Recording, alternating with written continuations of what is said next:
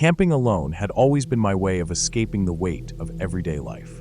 There was something about being surrounded by nothing but trees, the occasional rustling of wildlife, and the distant calls of birds that made me feel at peace.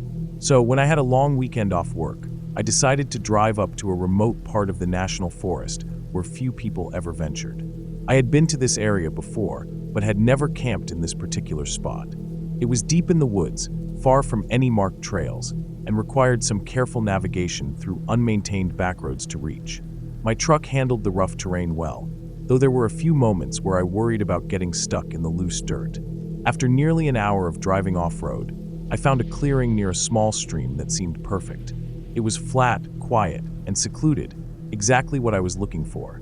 I stepped out of my truck, stretched my legs, and took a deep breath of the crisp forest air.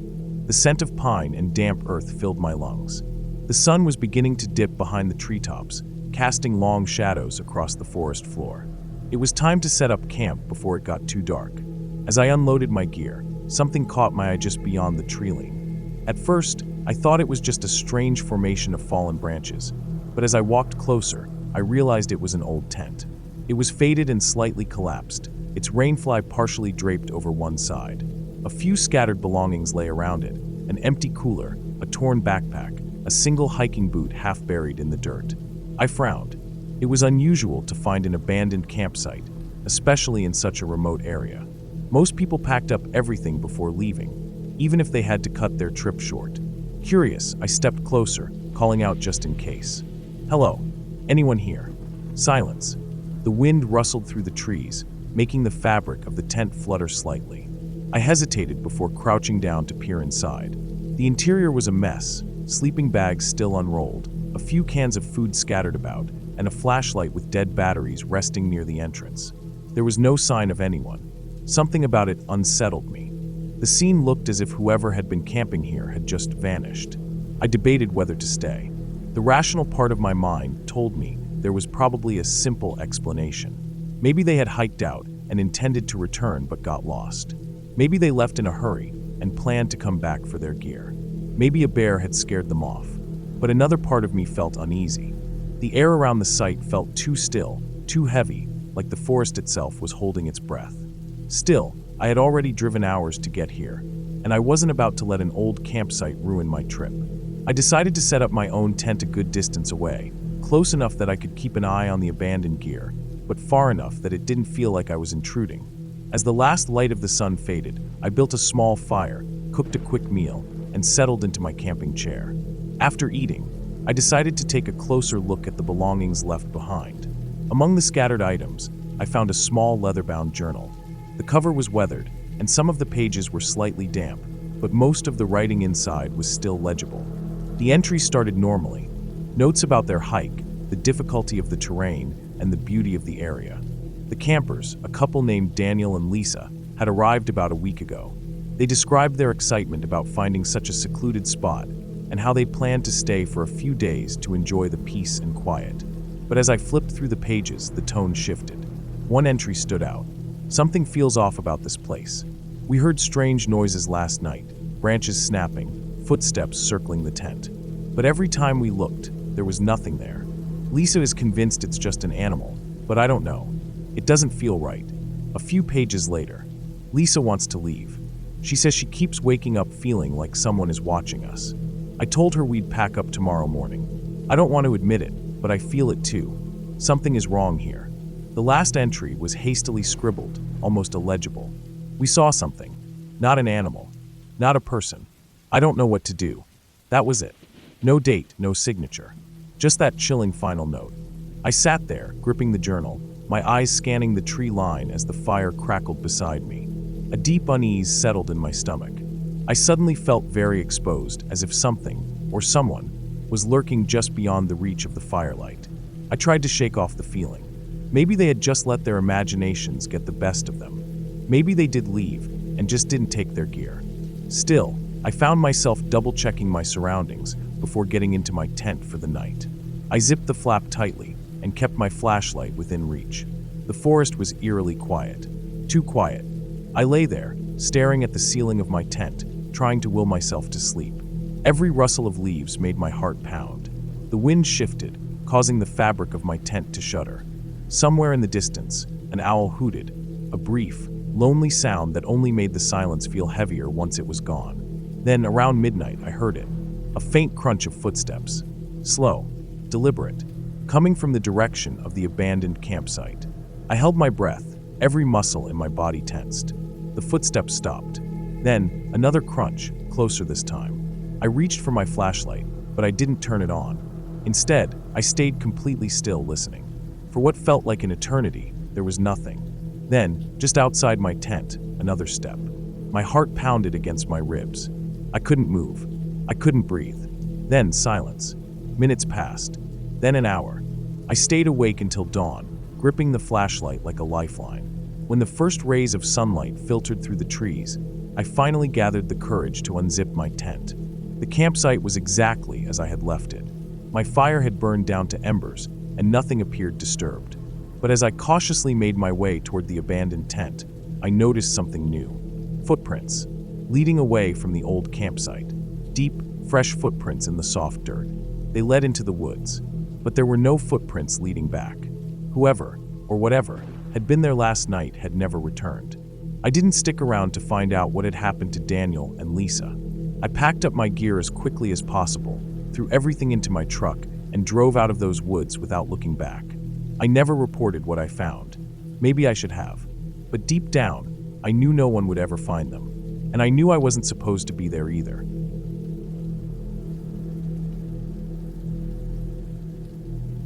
I've always been a fan of camping alone. There's something about the isolation, the quiet, and the rawness of nature that makes me feel more in touch with the world around me. Maybe it's the sense of self-reliance or the way the wilderness strips life down to its essentials. Whatever the reason, solo camping had become my escape from the noise of everyday life. That particular trip had been a spur-of-the-moment decision. Work had been stressful, and I needed a break. I packed up my gear and drove out to a remote spot in the forest, miles away from the nearest town. It was an area I had been to once before, years ago, and I remembered it being peaceful, untouched by heavy foot traffic. No designated campsites, no facilities, just trees, wildlife, and silence. I arrived late in the afternoon, with the sun still high in the sky. The place looked exactly as I remembered, dense woods stretching in all directions, a small clearing just big enough for my tent, and a narrow dirt path leading deeper into the forest. The nearest road was at least a mile away, and I hadn't seen another vehicle or hiker since I turned off the main highway. Perfect. I went through my usual routine, setting up my tent, collecting some firewood, and making a simple meal as the sun started its slow descent behind the trees. The air smelled of pine and damp earth, and the occasional rustle in the underbrush reminded me that I wasn't completely alone out here. Probably deer, maybe a raccoon. By the time darkness settled, I had a fire going and was sitting back, enjoying the night. The sounds of the forest were familiar, the distant hoot of an owl, the chirping of crickets, the occasional snap of a twig as some small animal moved through the brush. It was peaceful, the kind of quiet I had been craving. I don't know exactly what time it was when I decided to turn in for the night, but the fire had burned down to glowing embers, and my eyelids were getting heavy. I zipped myself into my tent, stretched out in my sleeping bag, and let the sounds of the forest lull me to sleep. Then, at some point in the night, I woke up. At first, I wasn't sure why. The forest was still, the air cool against my face where it peeked out from my sleeping bag. I lay there for a moment, listening, my heart beating a little faster than normal. Something felt off. Then I heard it, a whistle. It was faint at first, almost distant, but the melody was unmistakable. Oh, when the saints go marching in. Oh, when the saints go marching in. It was slow, deliberate, each note stretching a little too long, making the tune sound distorted. My breath caught in my throat. I lay completely still, straining to hear over the sound of my own heartbeat. The whistle continued, unhurried, meandering through the melody like someone taking their time, enjoying themselves. I tried to convince myself it was nothing. Maybe the wind playing tricks on me, or some bird with an oddly human-like call. But deep down, I knew better. This wasn't nature. This was a person. The whistling stopped. For a long moment, there was nothing. No movement, no sound, just the thick, suffocating silence of the forest at night. Then, just as I started to wonder if I had imagined it, a new sound reached me.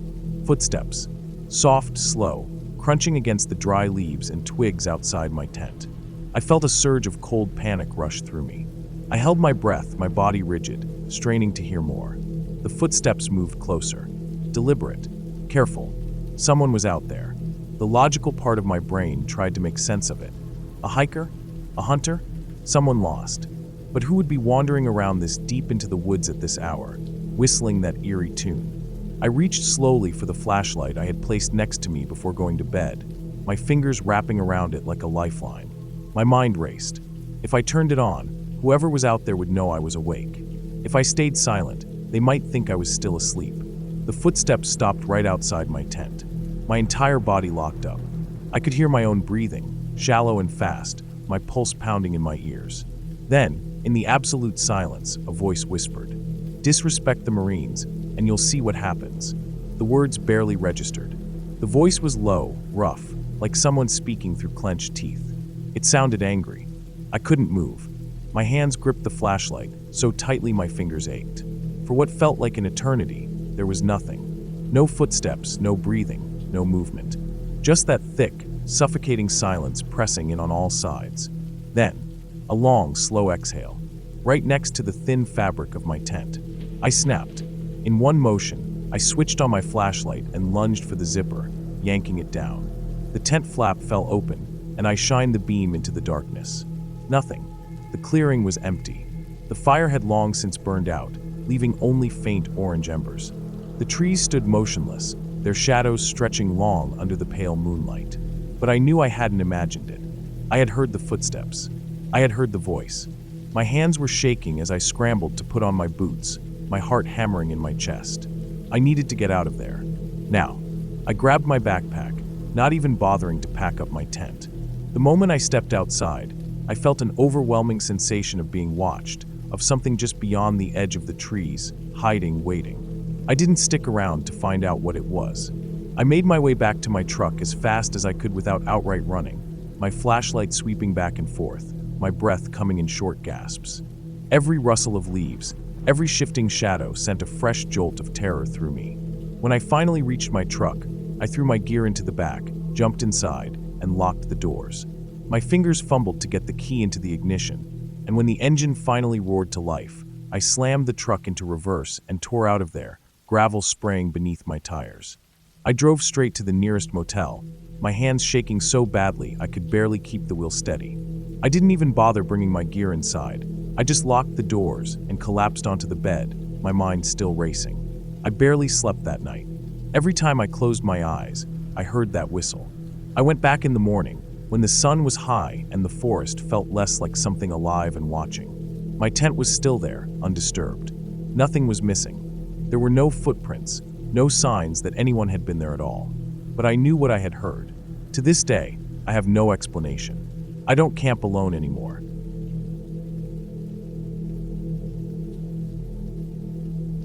I was 18 when my friends and I set out on a road trip to Florida's Apalachicola National Forest. It was our last summer before college, and we wanted an adventure. None of us had much money, so we camped in the wilderness rather than paying for campsites. It seemed like a great idea at the time, free, exciting, and completely off the grid. Apalachicola National Forest is massive, covering over 500,000 acres. It's dense, wild, and largely uninhabited, aside from the occasional hunter or park ranger. We weren't worried about the isolation. In fact, that was part of the appeal. We had 2 cars for tents and enough supplies to last 5 days. On the second day, after setting up camp in a remote clearing, we decided to explore. The heat was suffocating, the air thick with humidity, and mosquitoes swarmed around us like a living fog. The ground beneath our boots was damp, and the scent of wet earth clung to everything. After an hour of hiking, we stumbled upon a lone van parked just off a narrow dirt path. It was old, faded blue with rust creeping along the edges. A tarp was strung up between 2 trees, creating a makeshift shelter. Clothes hung from a line nearby, and a golden retriever lay lazily in the shade. A man sat in a folding chair beside the van, sharpening a knife with slow, deliberate strokes. He was older, maybe in his late 50s, with weathered skin and gray, unkempt hair. He wore faded jeans and a dirty white t-shirt. His eyes were hidden behind dark sunglasses. "Afternoon," he said, without looking up. Something about him put me on edge immediately. His voice was calm, but there was a strange hollowness to it. One of my friends, Kevin, stepped forward. "Hey man, we're just out hiking." The man nodded and continued sharpening his knife. "A lot of people get lost out here." No one responded. The silence stretched. The golden retriever lifted its head and let out a low whine. The man reached down and scratched behind its ears. "Beautiful place though," he said. "You all camping nearby?" Something in my gut told me not to answer that. Instead, I forced a casual shrug. "Just passing through." He smiled, but it didn't reach his eyes. "Well, enjoy yourselves. But be careful. This forest swallows people up sometimes." We left quickly. None of us spoke until we were well out of earshot. "That guy was weird," Kevin muttered. "He gave me the creeps," another friend, Jake, admitted. I glanced over my shoulder. The van was still there, partially hidden by the trees. The man was watching us. Even from a distance, I could feel his gaze. We made it back to camp by late afternoon, but none of us could shake the uneasy feeling. We decided not to talk about it, as if ignoring it would make it go away. That night, the forest was alive with the sounds of insects and distant rustling. I lay in my tent, staring at the ceiling, unable to sleep. Every snap of a twig made my heart race. Then, sometime past midnight, I heard something. Footsteps. Soft, deliberate. Moving through the brush, just beyond our tents. I held my breath, listening. The steps were slow, almost cautious, as if someone was trying not to be heard. I reached for the flashlight beside my sleeping bag and turned it on. The beam cut through the darkness, illuminating the thin fabric of my tent. The footsteps stopped. Silence. I waited, heart pounding. Minutes passed. Then, just as I started to convince myself I had imagined it, I heard a low whistle. It came from the trees. A long, slow note. Not a bird. Not an animal. A person. I sat up, gripping the flashlight tightly. The whistle came again, closer this time. I could hear my friends shifting in their tents, awake now too. Then something moved. A shadow against the moonlit treetops. A figure, standing just beyond the glow of our dying campfire. The man from the van. He stood perfectly still, just watching. I couldn't see his face clearly, but I knew it was him. The way he stood, the shape of his shoulders, it was unmistakable. Then, he took a step forward. I wanted to call out, to wake everyone up fully, but my throat was dry. I felt frozen in place, my breath coming in short, shallow gasps. Another step. Then, the golden retriever appeared beside him. The dog whined and tugged at his pant leg, as if trying to pull him back. For a long moment, he just stood there. Then, without a word, he turned and melted back into the trees. The dog hesitated before following. I sat in silence, waiting, listening, but he never came back. By morning, I convinced myself it hadn't been real. Maybe my mind had played tricks on me. Maybe the shadows had shifted in just the right way to make it look like a person. But when we checked the perimeter of our campsite, we found something. A single footprint, pressed deep into the mud, less than 10 feet from my tent. It wasn't one of ours. That was our last night in Apalachicola. We packed up and left as soon as the sun was up. Months later, I saw his face on the news. Gary Michael Hilton, a serial killer, arrested for the murder of several hikers and campers across the southeast. I stared at the screen, feeling my stomach drop. It was him, the man from the van, the man who had watched us in the woods that night. And I realized how close we had come to never making it out of that forest.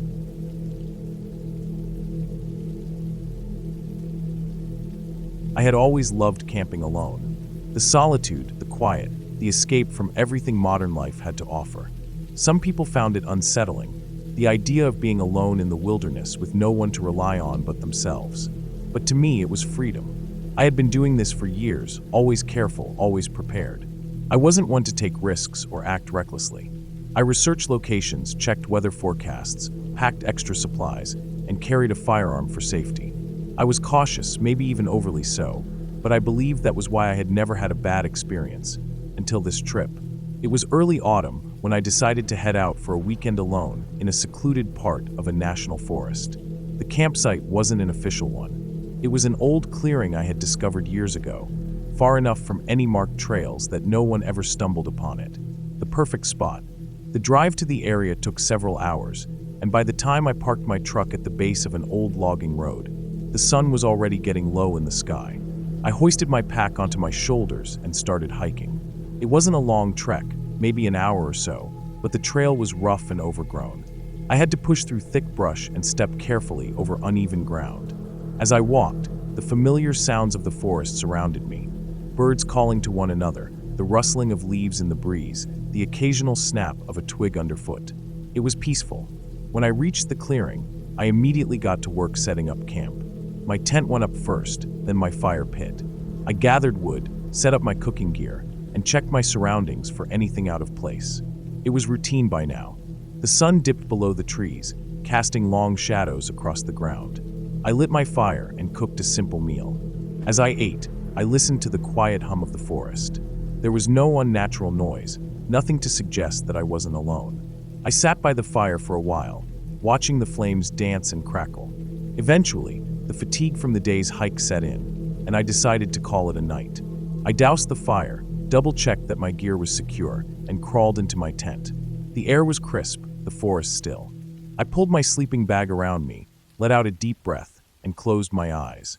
I woke up to the sound of something scraping against the outside of my tent. The noise was slow, deliberate. A long, dragging scratch along the fabric, pausing, then repeating. My eyes snapped open. I held my breath, listening. Silence. I waited, heart pounding, ears straining for any sound. Maybe it had been the wind, a branch shifting, something natural. I told myself that, but I didn't move. Then, the scraping came again. It started near my feet, dragging up toward my head, a single slow motion. My body stiffened. Every instinct screamed at me to stay still. I reached for my flashlight, gripping it tightly, but I didn't turn it on. Instead, I waited. The scraping stopped. Then there was a knock. A single soft knock against the tent fabric, right next to my head. I felt a chill crawl up my spine. Someone was outside my tent. I stayed frozen, barely breathing. I tried to make sense of it. There shouldn't have been anyone out here. The nearest road was miles away. There were no marked trails. No reason for someone to be wandering this deep into the woods at night. The knock came again. Just once. Then nothing. I waited. Minutes passed. My fingers ached from gripping the flashlight too tightly. Slowly, carefully, I reached for the knife I kept near my sleeping bag. I held it close, my ears straining for any sound, but the forest was silent. After what felt like an eternity, I forced myself to move.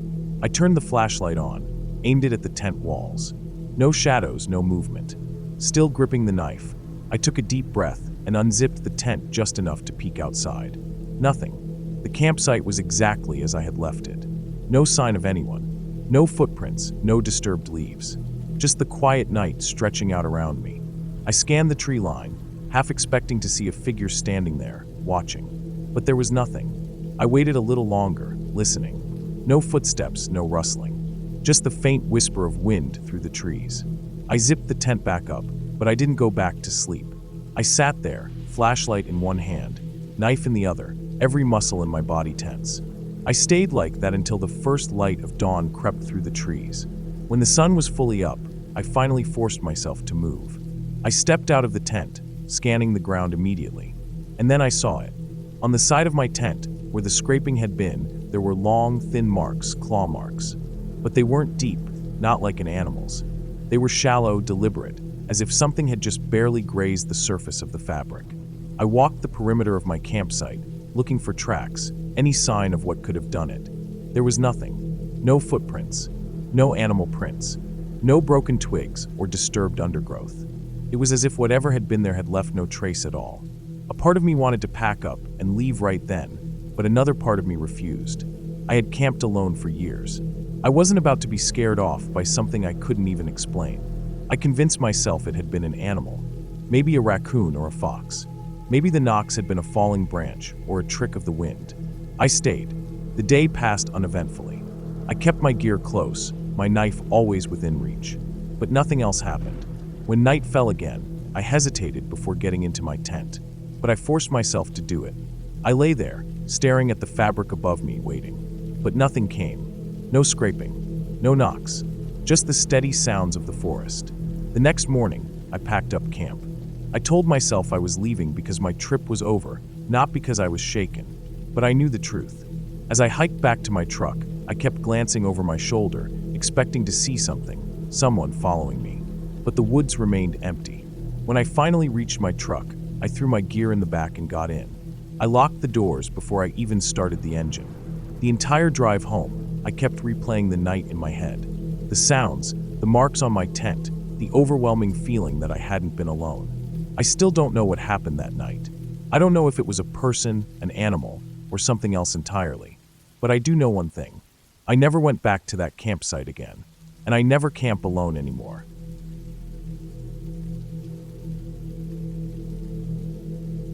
I had been a solo hiker. There was something about being alone in the wilderness that made me feel more alive, more in tune with myself. It was a break from the noise of everyday life, a chance to disconnect and reset. I had done dozens of solo hikes before, but my trip to Humpback Mountain in Virginia was different. It was the first time I truly felt afraid. It was late October when I decided to take a weekend trip to the Blue Ridge Mountains. The weather had started to cool. The trees were alive with fiery shades of red, orange, and yellow. It was the perfect time of year to camp. Humpback Mountain wasn't the most remote place I had ever hiked, but the section of trail I planned to take was far less traveled. I figured I wouldn't run into many people. That was exactly what I wanted. I arrived at the trailhead just after noon. The parking lot was nearly empty, just my car and an old pickup truck. I assumed the truck belonged to a hunter or another hiker who had started early that morning. Slipping on my backpack, I locked my car and started up the trail. The first few miles were steady but steep. I took my time, enjoying the sound of leaves crunching under my boots. The air smelled of earth and pine, crisp and clean. The deeper I went, the quieter the world became. There was no traffic, no voices, just the occasional rustling of small animals in the undergrowth and the distant call of a crow. About 3 hours in, I reached a clearing near the summit where I planned to set up camp. It was a perfect spot, flat ground, surrounded by trees for wind cover, and a stunning view of the valley below. The sun was beginning to set, casting golden light over the landscape. I set up my tent, built a small fire, and made a simple meal of instant noodles and jerky. As darkness settled over the mountains, the temperature dropped quickly. I pulled my jacket tighter around me, listening to the crackling of the fire. It was peaceful, almost hypnotic. After a while, I doused the fire, crawled into my sleeping bag, and let sleep take over. Sometime in the middle of the night, I woke up. I wasn't sure why at first. The air was still, the forest quiet. I lay there, listening. That's when I heard it, a soft, distant giggle. At first, I thought I had imagined it. Sleep can play tricks on the mind, especially in the dark. I held my breath, straining to hear. Then another giggle.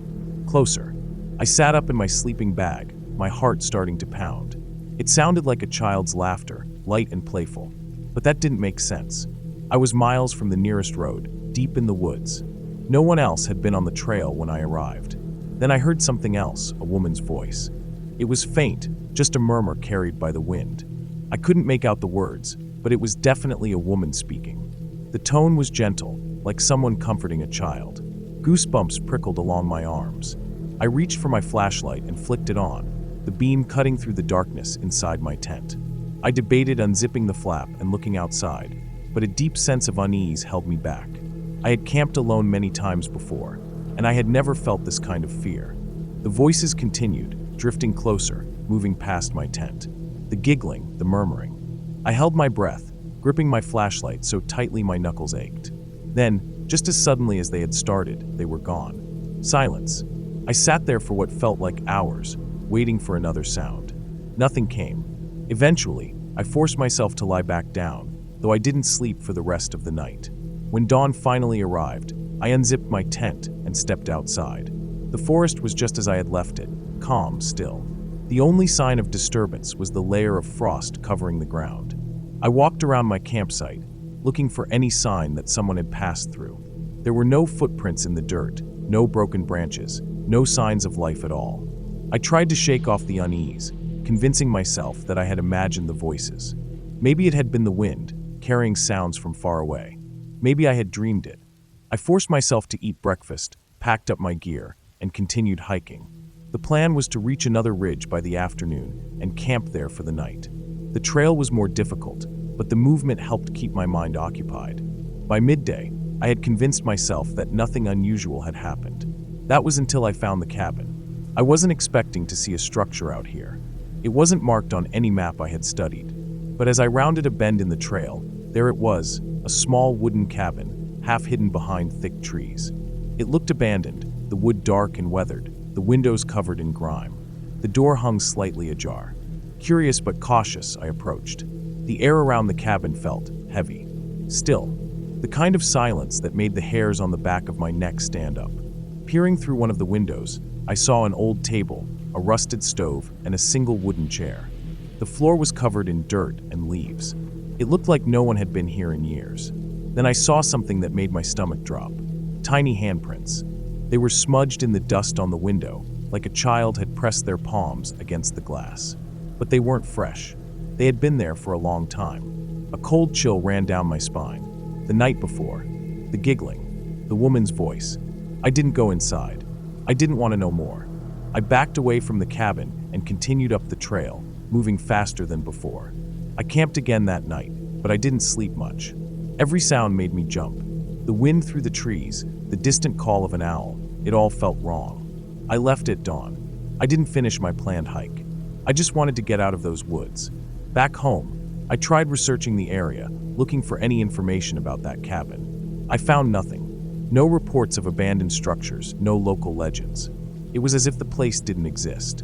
But I know what I heard, and I know what I saw. I haven't been back to Humpback Mountain since.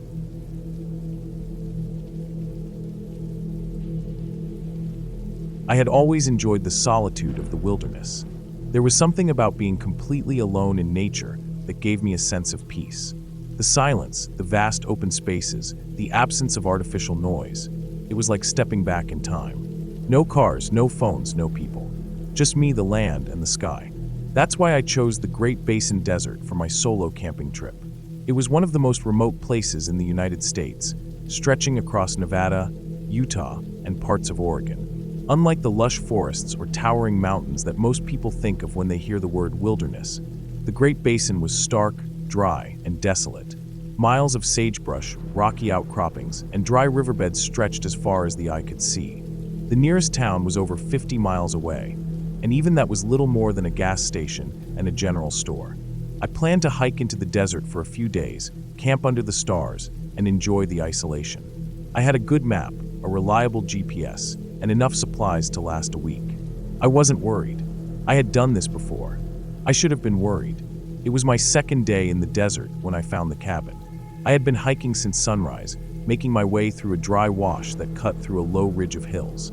The sun was relentless, beating down on the cracked earth, and the only sounds were the crunch of my boots on loose gravel and the occasional whisper of wind through the sagebrush. I wasn't looking for anything in particular, just enjoying the emptiness when I saw the structure in the distance. At first, I thought it was a mirage, a small, dark shape on the horizon, barely distinguishable from the landscape. But as I got closer, I realized it was real. A single-story wooden cabin, sitting in the middle of nowhere. I checked my map. There was no mention of any structures in this area. No ranches, no abandoned homesteads, nothing. But the cabin was definitely there. It didn't look completely abandoned. The walls were weathered and gray, but they were still standing. The roof was intact. There was even a rusty metal chimney, and thin wisps of smoke curled lazily into the sky. Someone was inside. I stopped about 100 yards away, debating what to do. It wasn't unusual to find old cabins in the wilderness. Some were relics from the early days of settlers, built by miners or ranchers long forgotten. Others were used by hunters or trappers, temporary shelters for people who came and went with the seasons. But this one, something felt wrong. Maybe it was the way it just appeared out of nowhere, with no roads or trails leading to it. Maybe it was the fact that it wasn't marked on any map. Or maybe it was the silence. Even though there was smoke rising from the chimney, I didn't hear a single sound from within. No voices, no movement, no barking dogs, just an eerie, unnatural stillness. My instincts told me to turn around and keep walking, but my curiosity got the better of me. I decided to take a closer look. As I approached, the details of the cabin became clearer. The walls were made of rough, hand-hewn logs, held together with crumbling mortar. The windows were small, covered with dirty glass panes. There was a single wooden door, slightly ajar. I stepped onto the porch, the wood creaking under my weight. My mouth was dry, but I wasn't sure if it was from the heat or something else. I knocked. No response. I knocked again, louder this time. Still nothing. I hesitated. The door was open just a crack, enough to see a sliver of darkness beyond. If someone was inside, they were either asleep or deliberately ignoring me. Either way, it felt wrong to just walk in. I called out, "Hello, anyone here?" No answer. I was about to turn away when I noticed something on the porch floor. Footprints, barefoot, and fresh. A shiver ran down my spine. The footprints led from the doorway and disappeared off the edge of the porch, vanishing into the desert. Whoever had made them was walking around barefoot in one of the harshest environments in North America. And they were gone. I suddenly felt exposed, standing there in the open. I glanced around, scanning the landscape. There was nowhere to hide. No trees, no tall rocks. Just endless desert stretching in all directions. I stepped back from the door. Something wasn't right. I turned and walked quickly away from the cabin, my heart pounding. I didn't run, but I didn't linger. I kept my head down, focusing on getting as much distance between me and that place as possible. I didn't look back. I hiked for another hour before making camp. I found a small, sheltered depression between two rocky hills and set up my tent. As the sun dipped below the horizon, the temperature dropped rapidly and the wind picked up. I couldn't stop thinking about the cabin. Who had built it? Why was it unmarked on any maps? And where had the person who made those footprints gone? I told myself it didn't matter. It was just an old structure, nothing more. I had done the right thing by leaving. But deep down, I didn't believe that. As I lay in my sleeping bag, staring at the thin fabric of my tent, I tried to ignore the unease that had settled in my chest. Then I heard it, a soft scraping sound. Close, right outside my tent. My breath caught in my throat. For a long moment, I didn't move. I just lay there listening. The sound came again, a slow, deliberate dragging noise, like something being pulled across the ground. Then a whisper. I couldn't make out the words, but it was definitely a voice. Low, hushed, right outside my tent. I reached for my flashlight with trembling fingers. I counted to 3. Then I turned it on. The beam cut through the darkness, illuminating the tent walls. Shadows flickered and shifted. The whispering stopped. Slowly, I unzipped the tent flap. There was no one there. Just empty desert, bathed in moonlight. But the footprints were back. Fresh ones, circling my tent. Barefoot, I packed up in record time. I didn't care about being quiet. I shoved everything into my pack, grabbed my gear, and started walking. I didn't stop. I hiked through the night, barely stopping for water. My flashlight beam bounced wildly across the ground, but I didn't look back. I didn't check my map. I just moved. The whole time I felt watched. The desert was empty. No animals, no wind, no sound, but I wasn't alone. I could feel it. By dawn, I reached a dirt road. I followed it until I found my truck, right where I had left it. My hands shook as I started the engine. I drove without stopping until I was miles away. I never went back. I searched online for any mention of an old cabin in that area. Nothing. No records, no history, no reports. It was like it didn't exist. But I know what I saw, and I know someone or something was out there, watching, waiting, and walking barefoot in the desert.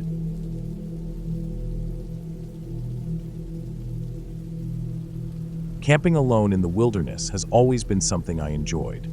There was a certain peace in being surrounded by nothing but trees, the wind rustling through the branches, and the occasional call of an owl.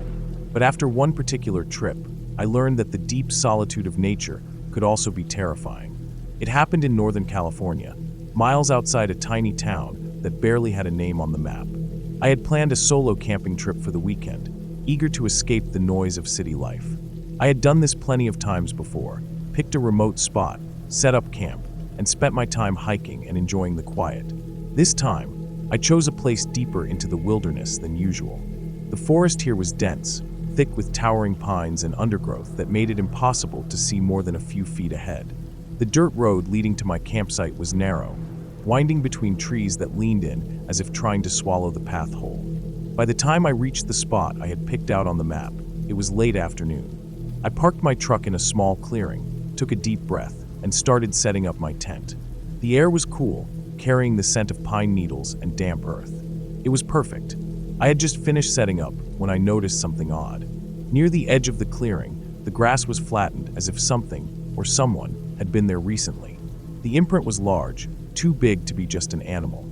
I crouched down, running my fingers over the bent blades. It wasn't fresh, but it hadn't been there long either. At the time, I shrugged it off. Maybe another camper had passed through earlier in the week. Maybe a hunter. The thought didn't bother me much. As the sun dipped lower, I made a small fire and cooked dinner. Just some beans and rice, nothing fancy. I ate while listening to the sounds of the forest, the crackling fire, the distant hoot of an owl. The stillness was something I had always appreciated about camping alone. No cars, no voices, no distractions. Just the wilderness. By the time I crawled into my tent, it was fully dark. The fire had died down to embers, casting faint glows across the clearing. I zipped up my sleeping bag, listened to the wind through the trees, and let myself drift off to sleep. I don't know what time it was when I woke up. The night was silent, not even the usual sounds of crickets or rustling leaves. Just an eerie stillness. Then I heard it. A scream. It wasn't close, but it wasn't far either. A high-pitched sound, cutting through the trees, muffled slightly by the distance. It lasted only a few seconds before it stopped abruptly. I sat up in my sleeping bag, heart hammering. Silence. Had I imagined it? Sometimes the wind played tricks, carrying sounds from miles away. I waited, holding my breath, ears straining. Then, another scream. Closer. This time, it was not just one voice. There were multiple. I couldn't make out the words, but there was panic in them. Desperation. I reached for my flashlight and unzipped the tent just enough to peek outside. The fire was nothing but a faint glow now, barely enough to cast light. Beyond that, nothing but the dark outlines of trees. I hesitated. If someone was in trouble, shouldn't I do something? But what if it wasn't safe? What if? The third scream was cut off by a gunshot. Loud, echoing through the forest. Then silence again. This time, a different kind of silence. Heavier, as if the whole forest was waiting, holding its breath. I stayed frozen, my heart pounding so hard I could feel it in my throat. Every instinct screamed at me to stay put, to not make a sound. Then, after what felt like an eternity, I heard movement. Footsteps. Slow, deliberate. Not far. I shut off my flashlight and lowered myself as quietly as I could back into my sleeping bag, barely breathing. The footsteps came closer. I could hear them just beyond the clearing, moving through the undergrowth. Not rushing, just searching. I gripped the knife I always kept near my sleeping bag, my hands slick with sweat. The footsteps stopped, right at the edge of the clearing. I didn't dare move. Minutes passed, maybe longer. Then, finally, the footsteps retreated. Slow at first, then fading into the distance. I lay there for hours, unable to sleep. Every noise, every shift in the wind, made my skin crawl. When the first light crept through the trees, I finally unzipped my tent and stepped outside. The air was cold, my breath visible. The forest looked the same as before, but it didn't feel the same. Something had happened out there last night. I debated packing up and leaving immediately, but curiosity won over. I needed to know what had caused those screams. I followed the direction I thought the sounds had come from, moving cautiously through the trees. After about 15 minutes of walking, I found it. A clearing. Not like mine. This one was different. The grass was flattened, trampled. There were footprints, multiple sets. And something else. Blood. Not a lot, but enough. Dark stains on the ground, a few splatters on the surrounding trees. I crouched down, examining the prints. Some looked like they had been made in a hurry, deep impressions, like someone running. Others were more deliberate, heavier. My stomach twisted. Someone had been here. Several people. And at least one of them had been injured. I took a step back, suddenly feeling exposed. Whoever had been involved in this was either gone or still nearby. I turned and hurried back to my campsite, my pulse racing. I packed up faster than I ever had before. My hands shook as I rolled up my sleeping bag, shoved everything into my truck, and started the engine. As I drove back down the narrow dirt road, every shadow between the trees seemed to move. I kept glancing in the rearview mirror, half expecting to see someone standing in the road behind me. When I finally reached the main highway, I let out a breath I didn't realize I had been holding. I didn't stop until I reached a gas station about an hour away. When I walked inside, the cashier gave me a curious look. "Everything all right?" he asked. I hesitated. I thought about telling him, about the screams, the gunshot, the blood, but something stopped me. Instead, I just nodded. "Yeah, just tired. I never found out what happened that night. There were no news reports about missing people, no stories about incidents in the area. It was as if nothing had happened. But I knew better. I haven't been back to that part of the forest since, and I never will.